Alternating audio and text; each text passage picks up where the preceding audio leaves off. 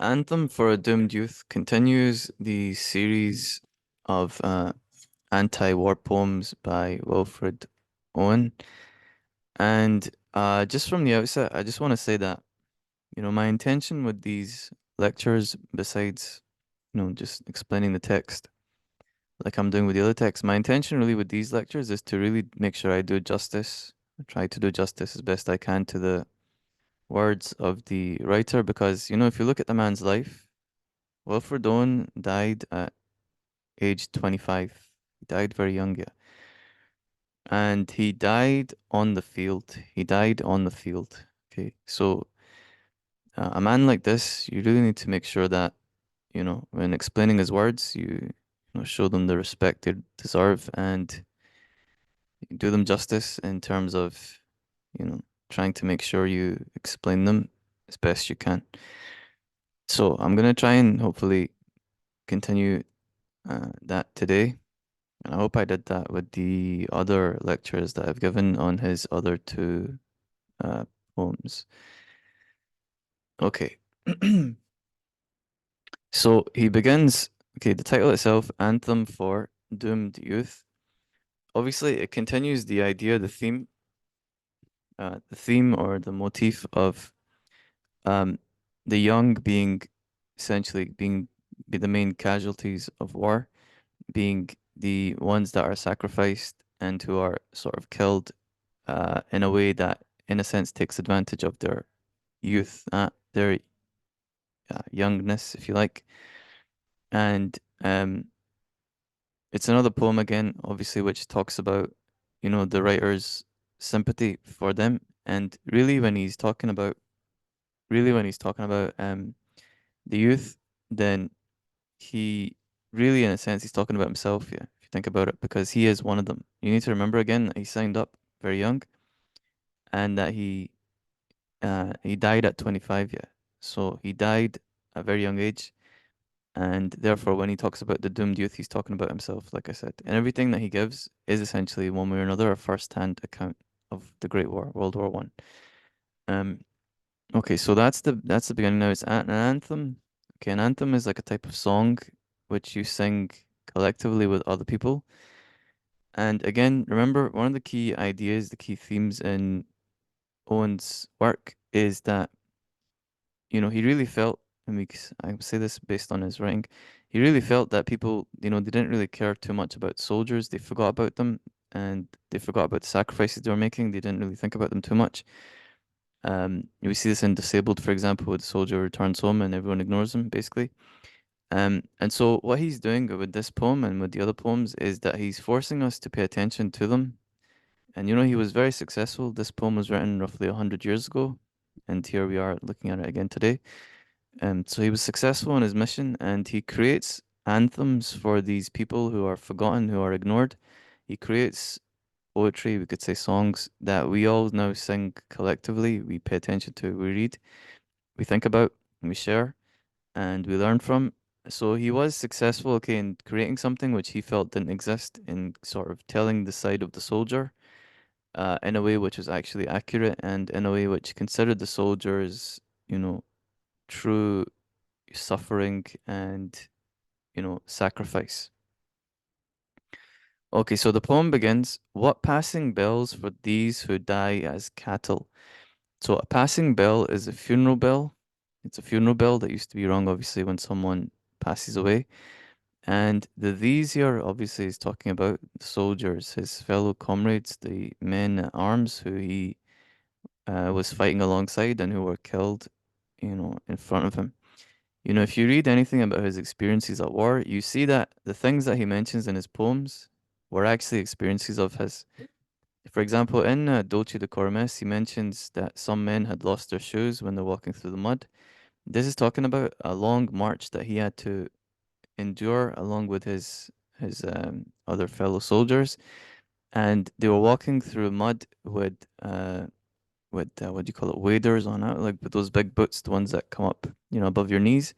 And the mud was so deep, and the mud was so deep, and it was so cold that the uh, mud began to strip these soldiers of their boots, And so some of them were actually forced to walk barefoot through the mud, through the trenches, um, for miles, for miles.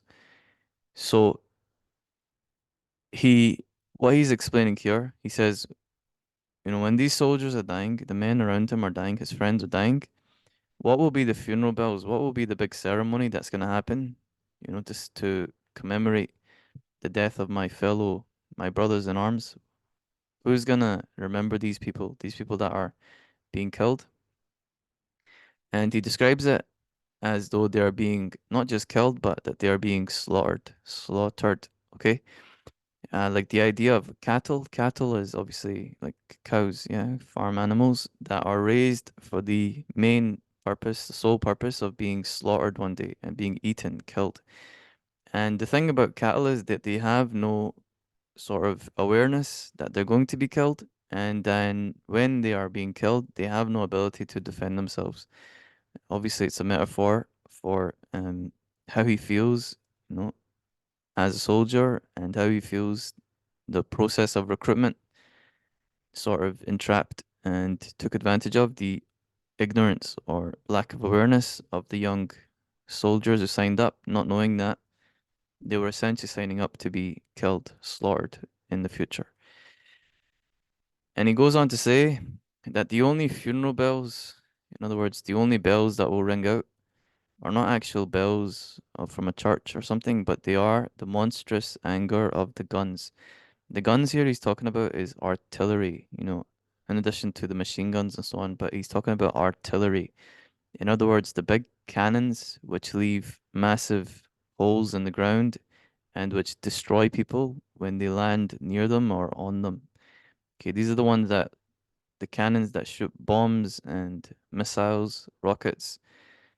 And there's a story from Owen's life that he actually injured himself very badly. He hurt his head. He got a concussion one time because he fell into. He was searching for one of his fellow soldiers, one of his brothers in arms, one night, and it was extremely dark. So there was one soldier who he was out in the field or something. He hadn't returned back to where the other soldiers were, and so Owen shows he was brave too. He went out searching for him, and he injured himself badly because he fell into a hole which was 15 feet deep, which was created by one of these shellings. One of the bombs dropping in an area had created a hole 15 feet deep, which Owen had fallen into. So you can imagine if it does that to the ground, destroys the ground, you can imagine what it would do to the soldiers, what it would do to a man. Only the stuttering rifles rapid rattle. Okay. So the only noise they hear is not the, nice sound of a church bell, but they only hear explosions, bombs, which are sound angry and like a predator.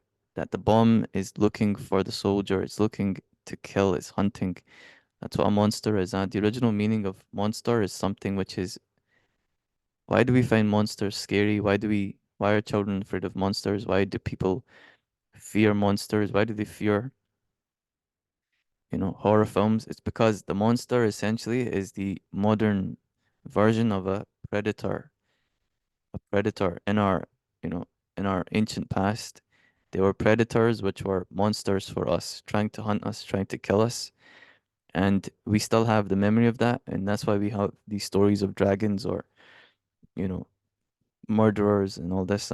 It's the idea of the predator who wants to kill you. So the bombs and the guns are like that. Okay, it's not random, but they are directly aimed for the soldiers and they are actively trying to kill them. Okay, it's a different kind of feeling of much more vulnerability, much more questioning, much more existential questioning. Why is it that this other human being wants to kill me? And so on. Okay, can patter out their hasty orisons or orisons. I'm not exactly sure you pronounce this, but anyway, the word itself means prayers. And so what he's saying, okay, is that in the field, there are no church bells, there are no prayers, there are no nice words and religious ceremonies when someone dies. The only thing there is the sound of bombs and rifle bullets. That's his funeral bell. That's his ceremony. That's what the soldiers who are sacrificing their lives, that's the sort of, that's what they hear before they die. Huh? That's what they hear before they die. Nor any voice of mourning save the choirs, the shrill, demented choirs. So, nor any voice save the choirs. You would think here at this point in the poem that maybe there's some hope, there's some light in the poem, that there's some optimism, that there's hope of something happening positive for the soldiers, that maybe that there is someone who cares about them. He goes on to say the choirs obviously the group of people singing, the choirs, and he says, what are the choirs? The shrill, demented, shrill means high pitched, demented, high pitched such that it hurts your ears. Demented, okay, demented, like evil, dark. Choirs of wailing shells, screaming shells. When the artilleries launch their, when the artilleries, the guns, the big guns, when they launch their missiles and bombs, they make the noise of screaming.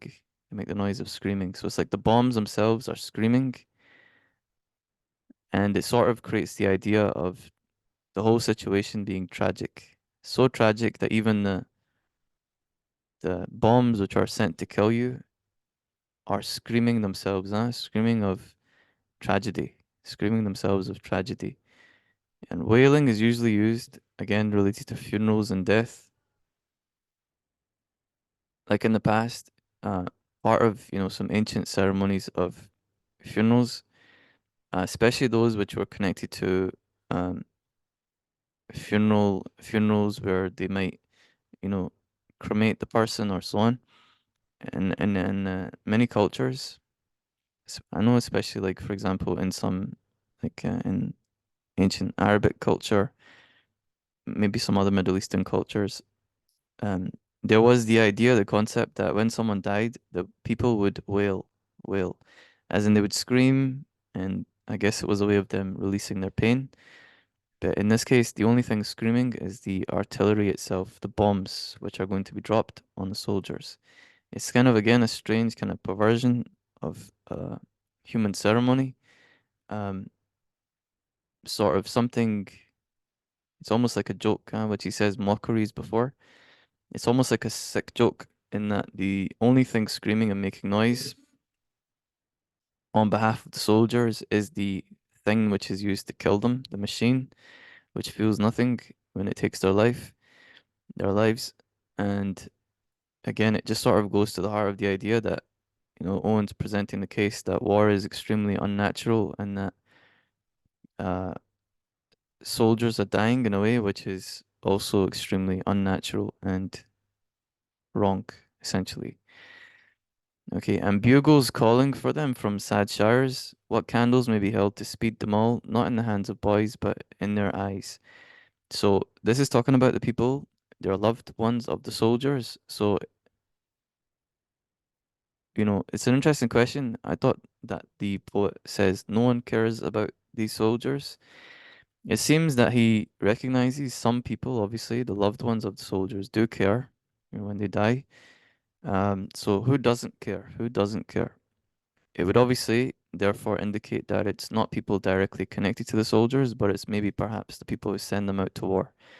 It's a very classic idea that soldiers might feel the people who send them out to the front line to die are not, they don't really care about them. They don't feel anything towards them. They're just kind of using them like puppets or like pawns on the chessboard. This would obviously be talking about something like the politicians or maybe the higher ups in the military who are not doing any of the fighting themselves.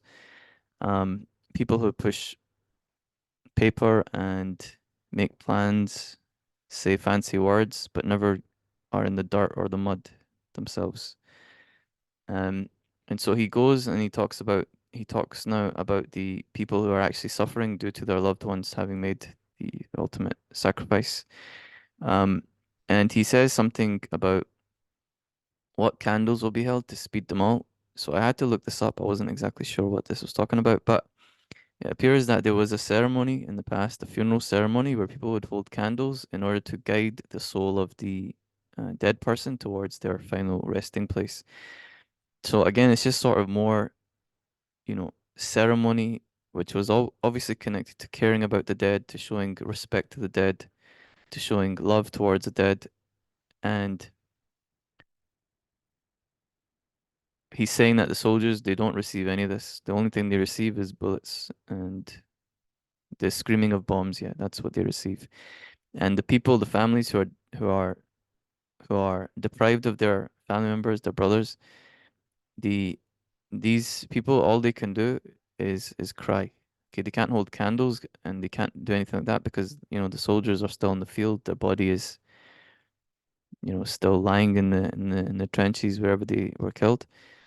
Um, and so the only thing they can do is cry. Shall shine the holy glimmers of goodbyes, tears.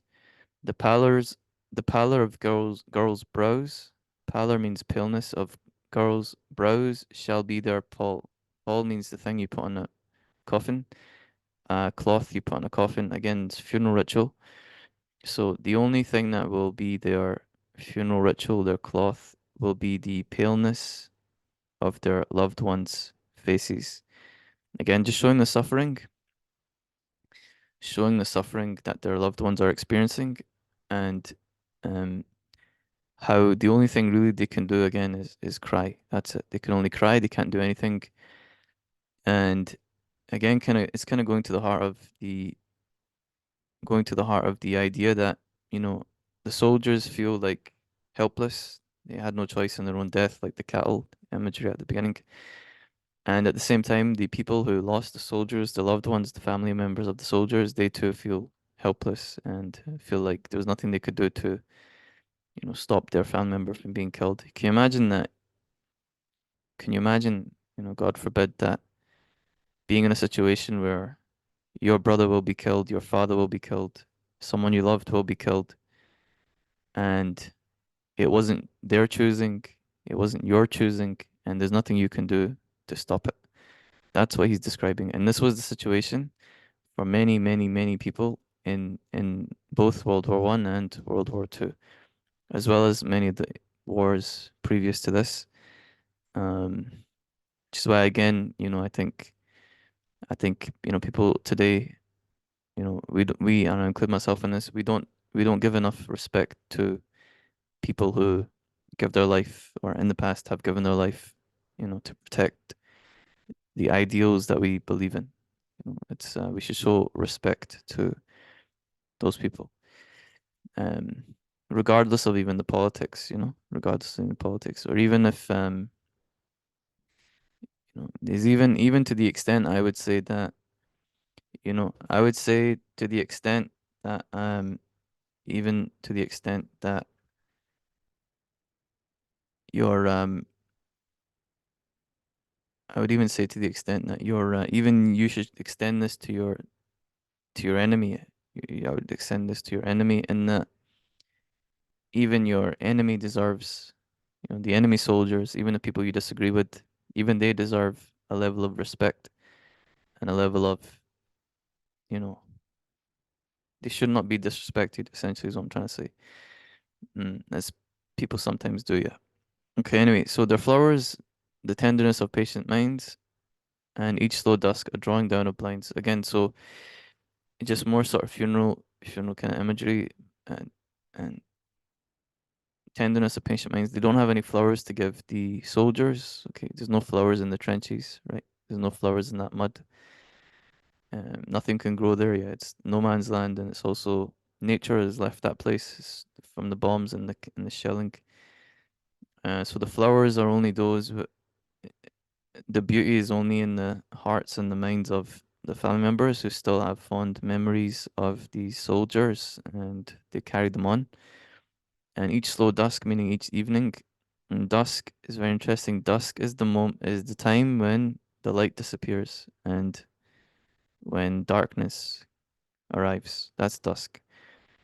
And at dusk, the houses of the people who have lost someone would close their blinds, add their curtains to show that they've lost someone and to show that now they are in a moment of darkness. They are feeling darkness on darkness, the night outside with no light, and now the darkness inside the house to show how the depth of their pain and sadness.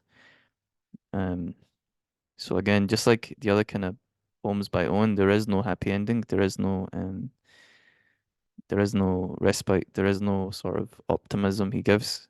It's essentially, here's the situation, and the optimism, if if we inject optimism into it, the optimism would be that he was successful in his mission, and the poetry that he wrote, even though he only lived until age 25, the poetry that he wrote has not died yet, and it won't die.